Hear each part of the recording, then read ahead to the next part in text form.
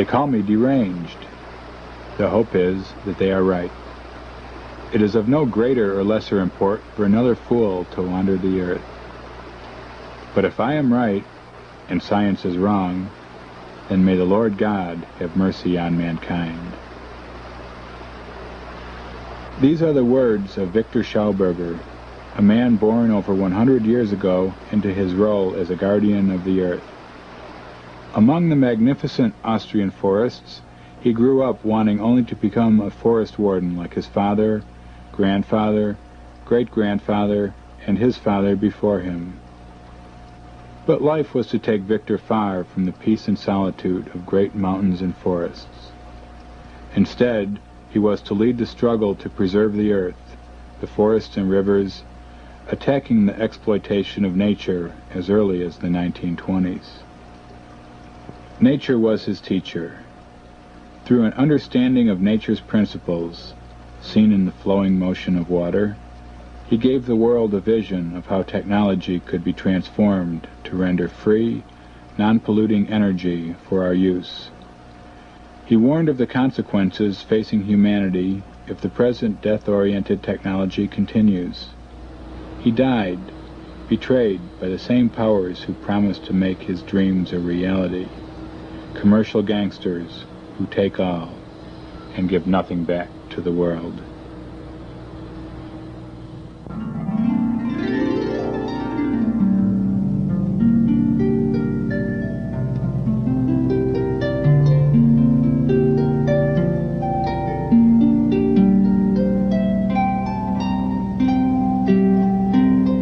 When a man dies, the bell tolls.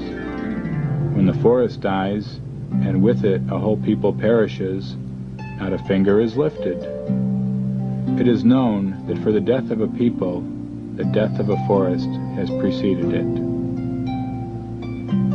All across our planet, the forests are being destroyed at a frightening rate. From the Amazon to Sumatra, from Siberia to Australia, from Alaska to California, the great virgin forests are rapidly vanishing, the victims of logging, acid rain, and drought. Only 50 years ago, this part of California was a vast, primeval redwood forest, truly a paradise on earth. Today, less than 4% remains, and every day, more of these ancient giants are felled. Even our national parks are dying of atmospheric pollution. Soon, nothing of nature's beauty will remain for our children. It was in such a paradise that Viktor Schauberger spent his childhood, at home in the forest. Even the family motto, "Faithful to the silent forests," echoed the deep respect the forest wardens once held for the trees. From an early age, he was a keen and astute observer of nature. He learned directly from nature, closely studying the relationship between the earth, the trees, and water. But water, the lifeblood of the earth, became his consuming passion, and he set out to discover its laws and character, to learn the secrets of its power. Far from being merely an inorganic substance, Viktor perceived water to be alive, and with its own cycle of birth and transformation into higher forms of energy. He spent hours studying the flow of the natural waterways, how water moves in characteristic patterns, how water currents become stronger in the early hours of the morning when it is coolest, and particularly during full moon. He recalled the stories passed on from his ancestors who utilized their knowledge of water to transport logs down from the high forested mountains. They built constructions down the mountainsides which made the water flow in serpent-like spirals. I knew that my father transported hundreds of thousands of cubic meters of beechwood over long distances, never, however, during the day, but at nights and generally when the moon shone. The reason for doing it this way, as my father often explained, was because water exposed to the sun's rays is tired and lazy and therefore curls up and sleeps. At night, however, and especially in moonlight, the water becomes fresh and lively, and is able to support the logs of beech and silver fir, which are in fact heavier than water. By the end of the First World War, Viktor became the Wildmeister for a large wilderness area of almost untouched forest. But his employer, an Austrian prince, had problems. He needed money. He needed a way to transport timber down from the remote forest lands. It was Viktor who solved the problem of transportation, building water chutes or flumes based on his own observations of water flow and the knowledge of his ancestors.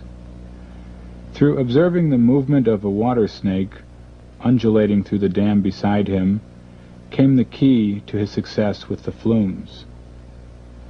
By imitating its movements, a combination of horizontal and vertical curves, the water chutes carried the heavy logs effortlessly. A patent for the artificial channel for transporting logs was granted in 1931.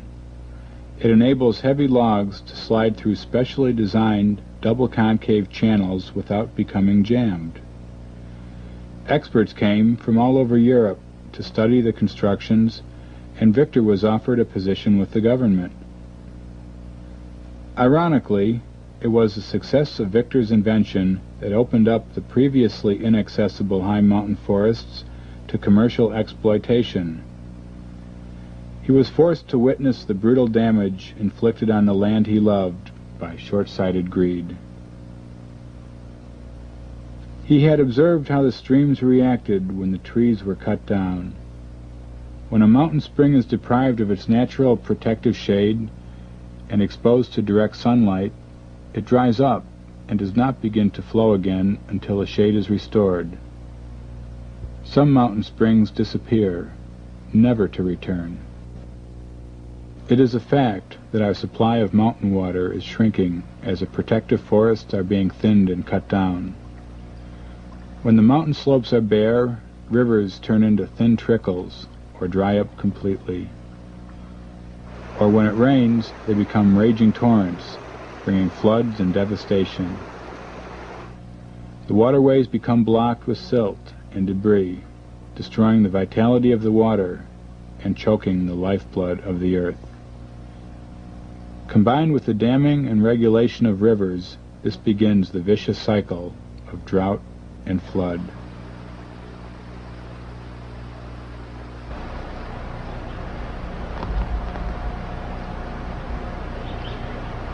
Here's some soil from the forest floor, still underneath the trees.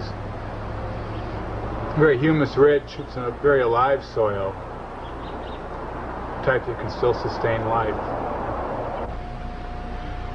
Here's soil that's left over from logging and general human habitation in the forest area here. See, it's very hard and stony. Nothing really grows in it here, except maybe some bracken ferns and what have you, maybe some desert plants. So what you see here is the actual changeover from the rich life of the forest to the desert that the people have brought through their activities.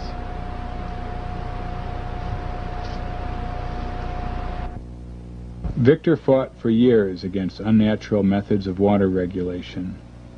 Another patent, granted to him in 1929, was a construct for creating wild brooks and flow regulation. On the outside curve of the stream, concrete triangular structures are wedged into the soil to direct the water flow into the middle of the stream. Stones are placed on the opposite shore to protect it from erosion. Some of these ideas are now being used to try and save rivers and streams damaged by the effects of heavy logging. But back in the early 1920s, Viktor's warnings fell on deaf ears. The large timber companies that sprang up everywhere, with encouragement from the state, had only one goal, the same goal they have today, to transform trees into money as quickly as possible. Angry and disillusioned, Viktor resigned from his position and turned away to continue his explorations of the mysteries of water alone.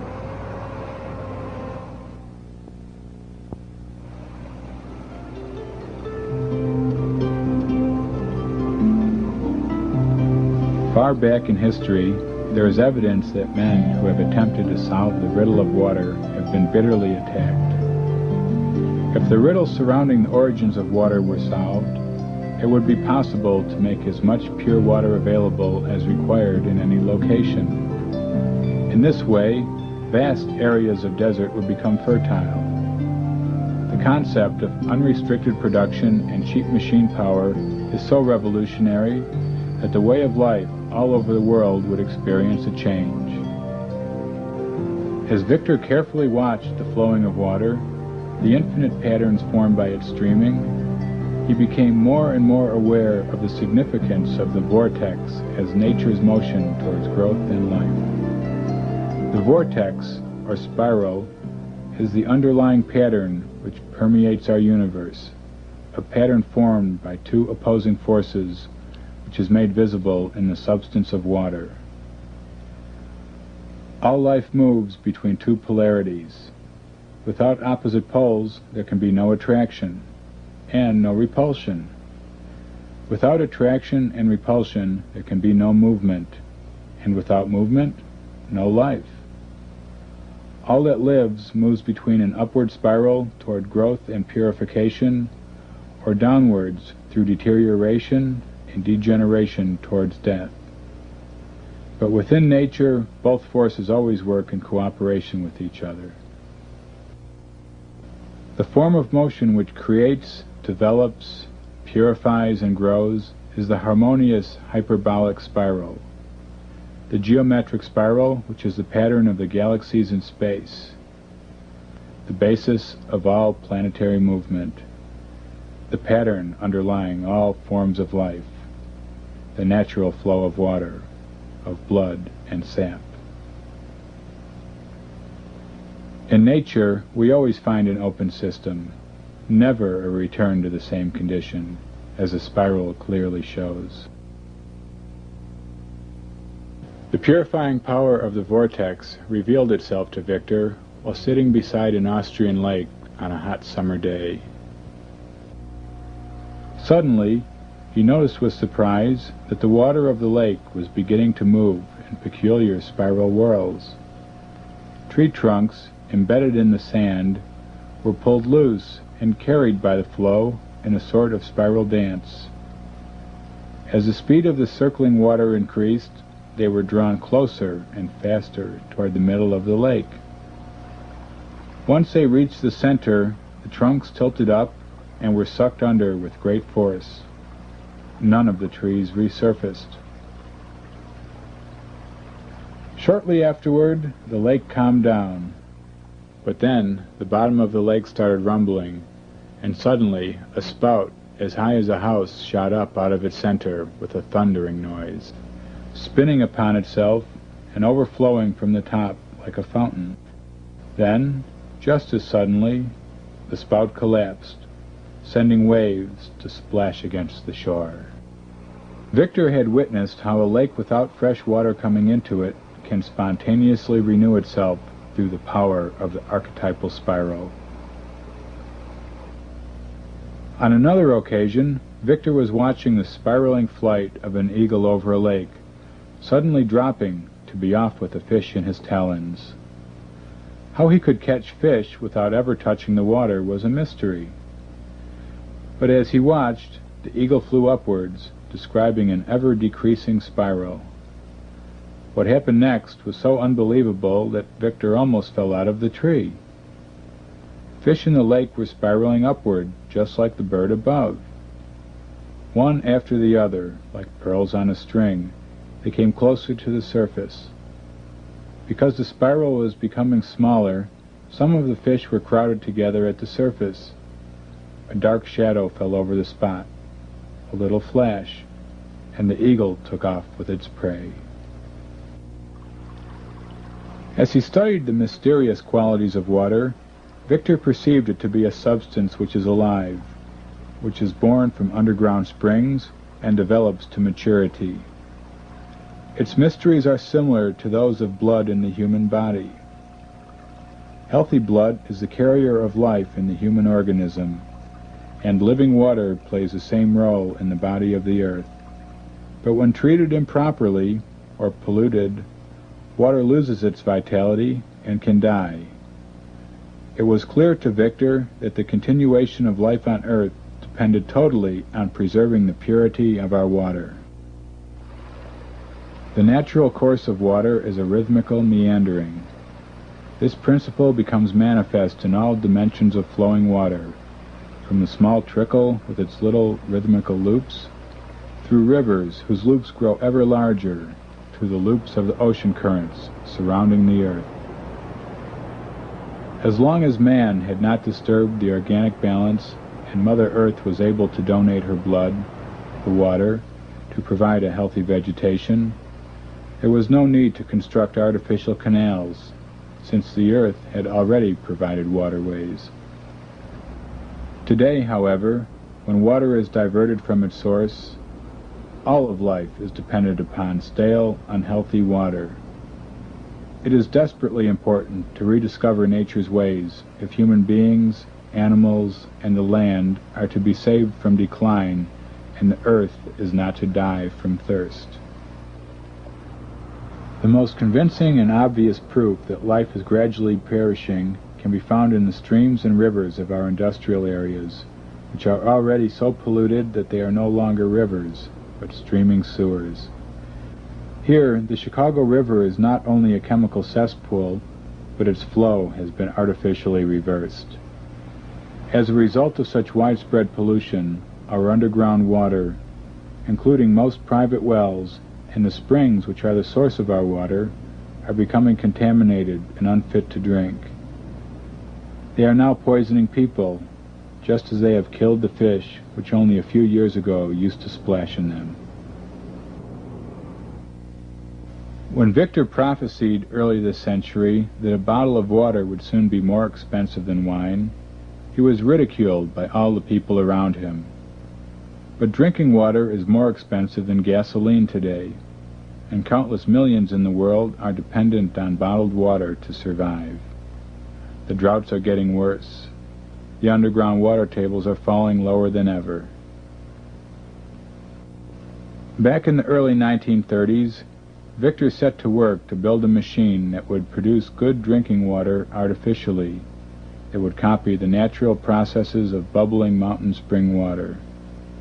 His first plan for a water purifier developed into this egg-shaped apparatus for what became known as biosynthesis. In this process, small amounts of trace minerals and carbon dioxide are added to the water, which is then energized in darkness, set into a harmonious spiral motion by the specially shaped agitator. The dynamics of the water flow are simplified in this diagram. A cooling coil provides the temperature control, and the vessel is enclosed in an insulating shell to contain the implosion energy within. The egg shape, another of nature's secrets, was chosen by Viktor as a perfect form for a vortex chamber. An egg has a perfect curve for sustaining the momentum of a vortex within it. A central theme of Viktor's thinking was the cycloid space curve, observed in the motion of the planets as they orbit around the sun, while at the same time spinning on their own axes.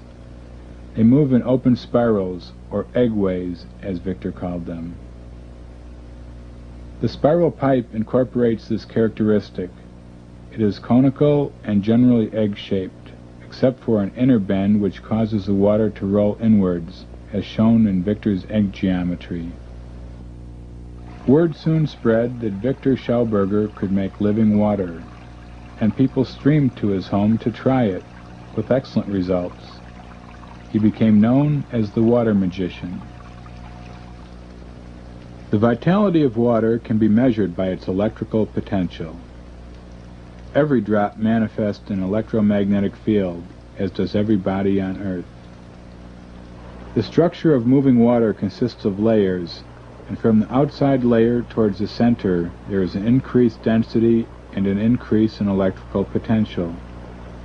The naturally spiraling movement of water in rivers and streams builds up the electrical charge, but when water is forced to flow through rigid channels and metallic pipes, it short circuits and discharges its life force.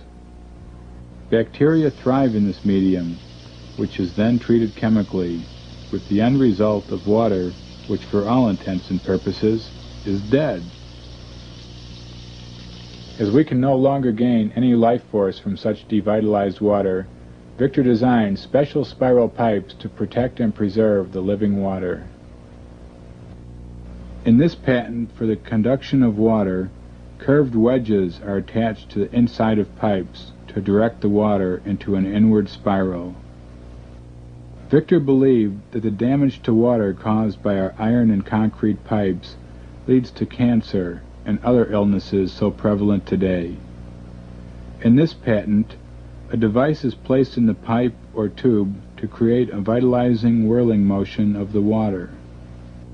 In this patent, granted in 1958, the tube shown crosswise is egg-shaped with an inner bend and is wound in a spiral fashion to reduce the loss of flow speed. As he struggled with the problems involved in rejuvenating water, Viktor was also deeply concerned with the principles behind modern technology, which is both incredibly wasteful and destructive, and which ultimately threatens all life on our planet. As mentioned earlier, there exist two forms of motion within nature, one that builds up and creates, and the other that breaks down and destroys. This depends on whether the driving force is centripetal, moving towards the center, or centrifugal, moving towards the outside. The centrifugal force leads to destruction, dissolution, and gravity. The centripetal force leads to growth, enrichment, and levity. The ancient symbol of the swastika expresses this dynamic dualism which is true on every level of manifestation. Thus we have spirit and matter, activity and passivity, life flow and life withdrawal, evolution and destruction, implosion or explosion. In nature, there is a continuous switch from one movement to the other. But if development is to occur, then the movement of growth must be predominant. Our technology recognizes only one type of motion, the centrifugal force, which leads to heat, combustion, and explosion through friction and pressure. Through concentrating on the destructive force of explosion technology, we see the breaking down and burning of our fossil fuels and other resources, the disintegration of our environment, and the ultimate manifestation of the death technology, with nuclear reactors spewing out radioactive waste and other poisonous residues. Instead of nature becoming a garden of beautifully blossoming flowers, it becomes a filthy dirt heap of ugliness and death. On the other hand, the implosion technology of Viktor Schauberger is creative, purifying, and constructive. The centripetal motion of the vortex is a suction force which creates an intense vacuum. It cools rather than heats and increases the electrical potential of the water. During hurricanes, twisters, and tornadoes, the same spiraling suction forces are at work, and they can easily lift tons of seawater, whole buildings, or even railroad trains which lie in their path. Imagine what could be achieved if it were possible to produce them by mechanical means. Again, by imitating nature, Viktor developed his suction turbine, or trout turbine, named after his observations of trout moving upstream against the current. The fish is a natural vortex machine. Its open mouth creates a vacuum which propels it forward, and by means of its gills and body shape, a vortex is created around its entire body. Viktor described one occasion on a clear moonlit night when he watched a large trout move into a whirlpool at the foot of a waterfall. As he watched, the trout floated out of this vortex and up the waterfall, as if drawn by an invisible force. In his trout turbine, or implosion motor, water, or air, is guided through a vortex funnel and through specially designed spiral curved pipes toward a central point which forms a strong vortexian motion, condensing and cooling the water. In these pipes, the resultant suction reduces friction and a biological vacuum or negative pressure is created and energy is increased. Totally opposed to the plundering of fossil fuels such as oil from the earth, Viktor had said his motor produces its own driving source through the diamagnetic use of water and air. It does not require any other fuel such as coal, oil, or uranium, since it can produce its own energy by biological means in unlimited amounts, almost without cost. This power generator was claimed to have created a strong enough electrical field to light up the surroundings like bright daylight. In the Wasserfaden, or water thread experiment, originally carried out by Lord Kelvin, repeated by Viktor and his son Walter, and now demonstrated publicly by Retta and Walter Baumgartner, the electrical potential of moving water is made visible to the onlooker. The electrical potential of a very fine stream of water is collected to produce sparks and light up a neon bulb. To understand the water thread experiment, let's take a look at this simple diagram. At the top, we have a water tank. It has two nozzles, allowing two streams of water to drop down into two bowls or buckets. That's the basic. Then inserted in that, first we have two copper discs, each one with a hole in the center to allow the stream to go through, and two copper plates, one in each bowl, receiving the stream at the bottom. The copper plate on one side is connected via copper wire to the copper disc on the other side, and vice versa, with no connection between the wires. When the streams start to flow, the first thing that's noticed is that the water begins to curve up and tries to reach back to the copper disc. That is, it takes on a levity function and goes counter to gravity. When this experiment is performed in the dark, if a neon bulb is put into the stream, contrary to known laws of electrostatics, it will light up.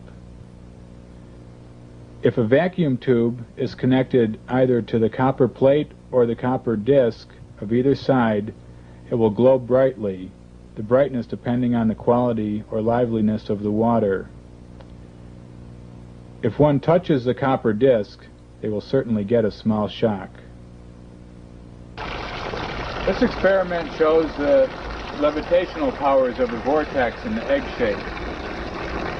This is an egg on a string here, in a stream of water.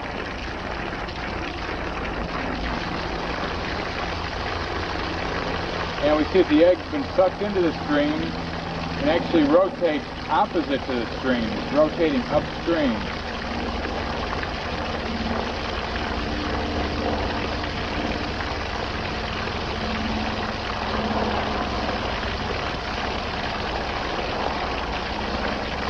Again, we'll see that it's sucked in. Unwind.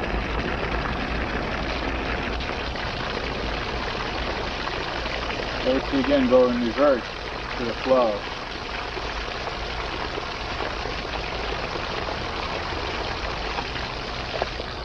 This same principle was used by Viktor for experimental flying discs, which were successfully flown during his research in World War II.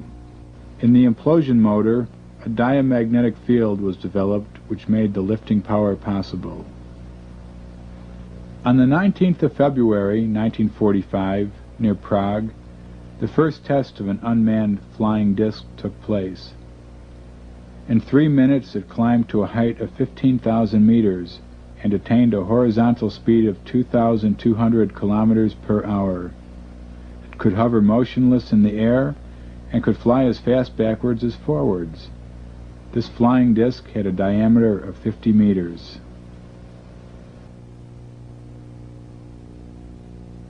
Another model, based on Viktor's prototype, was built by a German engineer, Hermann Klaas, in 1941, who reported, "In all truth, this invention flew with almost unbelievable success. It climbed straight up into the air so suddenly that, unfortunately, it hit the workshop ceiling and crashed to the ground in pieces." In 1934, Hitler had specially requested to meet Viktor and was well informed of his earlier work. Later, during the war, he was given the choice either to develop machines for the Third Reich or he would be hanged. Understandably, he chose the work, and during this time, the Flying Saucer Project was initiated. During this period, consideration was also given to biological submarine design. Viktor was against using biotechnology for destructive purposes, and probably never released his full designs to the Nazis. However, this may have given rise to the rumors later on that Hitler had escaped to South America in a flying saucer or submarine, that his death in the Berlin bunker was a fabrication. Whatever the truth, both the Russians and the Americans were highly interested in Viktor's work. After the war, the Russians ransacked his apartment and then blew it up to prevent the Allies from gleaning any overlooked secrets. He was confined by the Americans in what was called protective custody for almost a year and was forbidden to take up any further research into the atomic energy fields. He had warned about the danger of nuclear power and called the splitting of the atom an offense against nature.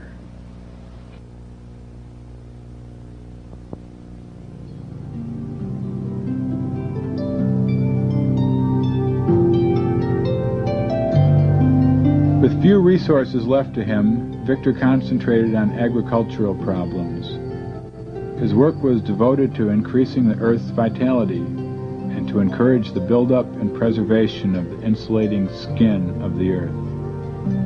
He condemned all kinds of artificial fertilizer, which exhausts the soil and upsets the delicate balance of nature.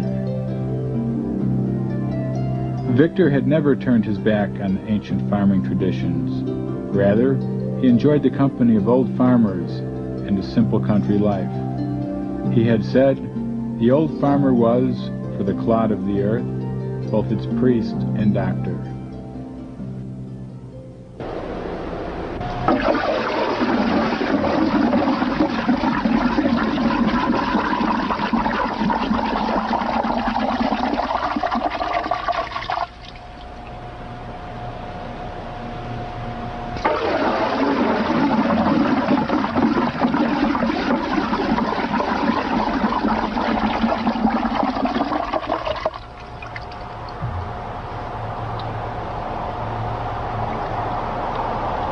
In Schauberger's writings, he relates one ancient practice that had survived up to his time, and that was called the practice of clay singing. When Schauberger first heard about this, he went over to visit an old farmer, and he heard the farmers singing, and he thought the farmer had gone mad. He went and checked it out, and he saw him stirring just clear water in a barrel. Get a vortex going in one direction, then reverse it the other way. And he would throw like little handfuls of loamy soil in every now and then. And on the counterclockwise stir, he would sing upscale from very deep bass up to high falsetto, and then reverse that on the clockwise, going downscale. And then this water was taken and sprayed with like a broom, like this, and it would be sprayed around on the land and allowed to dry. And this would leave like a very fine crystalline structure which would help charge up the land organically. This spade was based on Viktor Schauberger's agricultural theories. It's a solid oak spade coated with copper. Now, Viktor noticed that with the decline of the ancient agricultural methods, like the use of the wooden plow, that there came a concomitant decrease in the fertility of the soil. the soil would dry out and not sustain life. Victor discovered that this was due to the iron plows that were coming into use, cutting the magnetic lines of the earth, and the earth would lose its charge, the water levels would drop. It was just generally detrimental to the plants. And Victor felt this was a serious problem that had to be looked into. And in his researches, he discovered that copper, when used on farming implements, greatly increased the fertility of the soil and allowed it to remain rich and moist and supportive of life. This patent for Victor's copper plow was granted in 1950.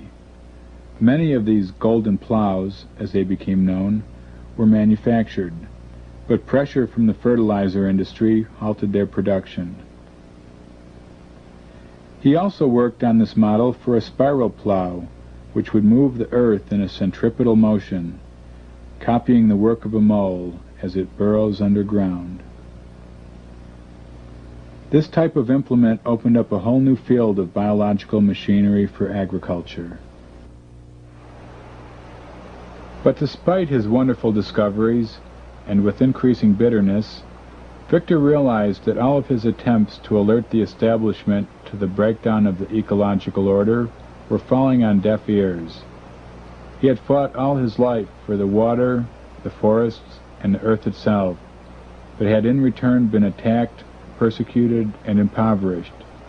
His health was also failing.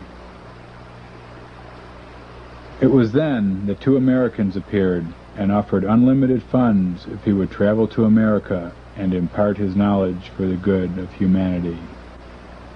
Or so they said. Victor and his son were flown to Texas and taken to the solitude of the desert, far from his beloved forests and streams. There was no communication with the outside world. The post was censored. The funds never materialized, and Project Implosion, as it was called, became a nightmare experience. Finally, after being tricked into signing everything over to these men, Victor was permitted to return to Austria. 5 days after he returned home, he died in despair, saying, "They took everything from me. Everything. I don't even own myself." But his message of survival is more urgent than ever before. The only way left is a return to nature.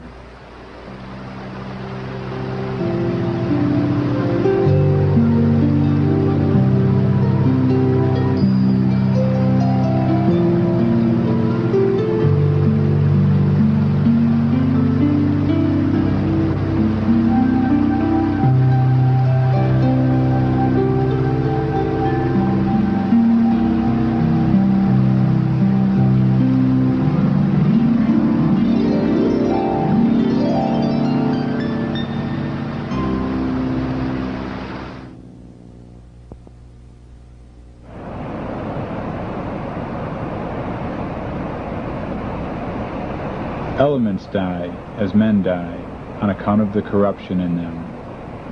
As water at its death, as it were, consumes and devours its own fruit, so does the earth its own fruits.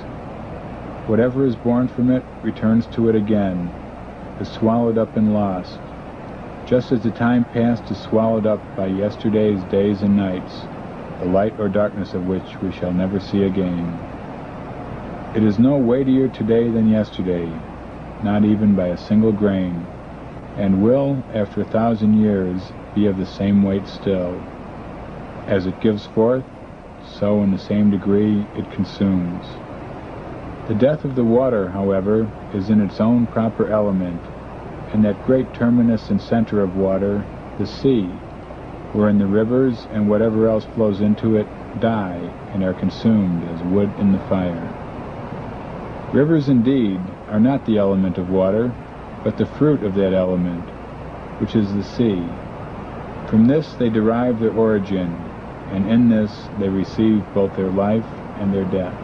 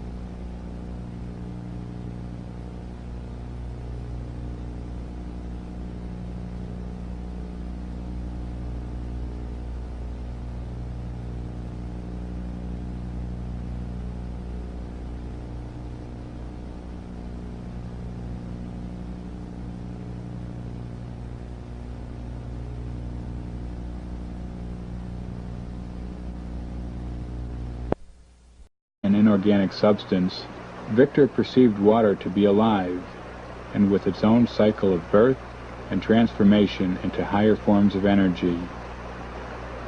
He spent hours studying the flow of the natural waterways, how water moves in characteristic patterns, how water currents become stronger in the early hours of the morning when it is coolest, and particularly during full moon. He recalled the stories passed on from his ancestors who utilized their knowledge of water to transport logs down from the high forested mountains. They built constructions down the mountainsides which made the water flow in serpent-like spirals.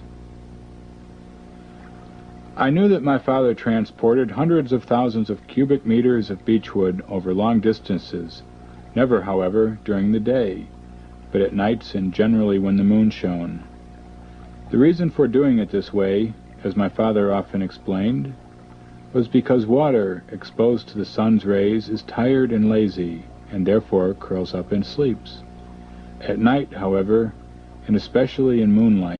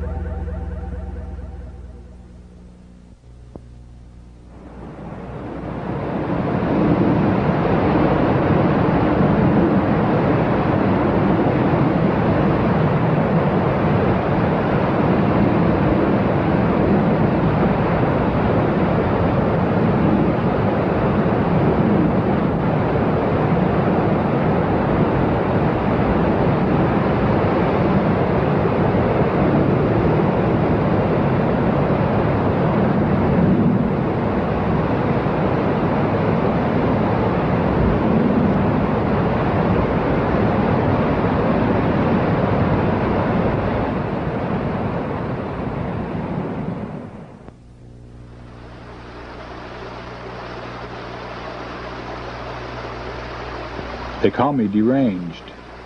The hope is that they are right. 50 years ago, this part of California was a vast, primeval redwood forest, truly a paradise on earth. Today, less than 4% remains, and every day, more of these ancient giants are felled. Even our national parks are dying of atmospheric pollution. Soon, nothing of nature's beauty will remain for our children. It was in such a paradise that Viktor Schauberger spent his childhood, at home in the forest.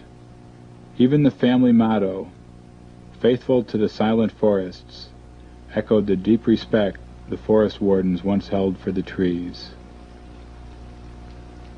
From an early age, he was a keen and astute observer of nature.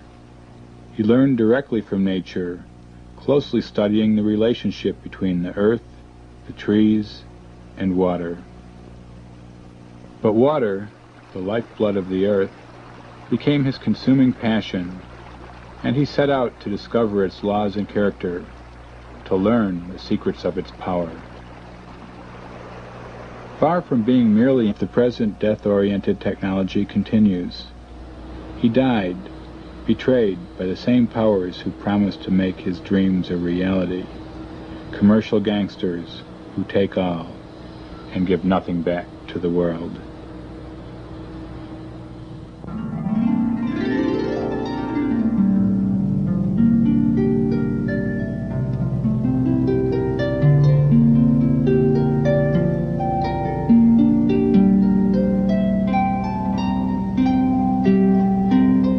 When a man dies, the bell tolls. When the forest dies, and with it a whole people perishes, not a finger is lifted. It is known that for the death of a people, the death of a forest has preceded it. All across our planet, the forests are being destroyed at a frightening rate. From the Amazon to Sumatra, from Siberia to Australia, from Alaska to California, the great virgin forests are rapidly vanishing, the victims of logging, acid rain, and drought. Only It is of no greater or lesser import for another fool to wander the earth. But if I am right, and science is wrong, then may the Lord God have mercy on mankind. These are the words of Viktor Schauberger, a man born over 100 years ago into his role as a guardian of the earth. Among the magnificent Austrian forests, he grew up wanting only to become a forest warden like his father, grandfather, great-grandfather, and his father before him. But life was to take Viktor far from the peace and solitude of great mountains and forests. Instead, he was to lead the struggle to preserve the earth, the forests and rivers, attacking the exploitation of nature as early as the 1920s. Nature was his teacher. Through an understanding of nature's principles, seen in the flowing motion of water, he gave the world a vision of how technology could be transformed to render free, non-polluting energy for our use. He warned of the consequences facing humanity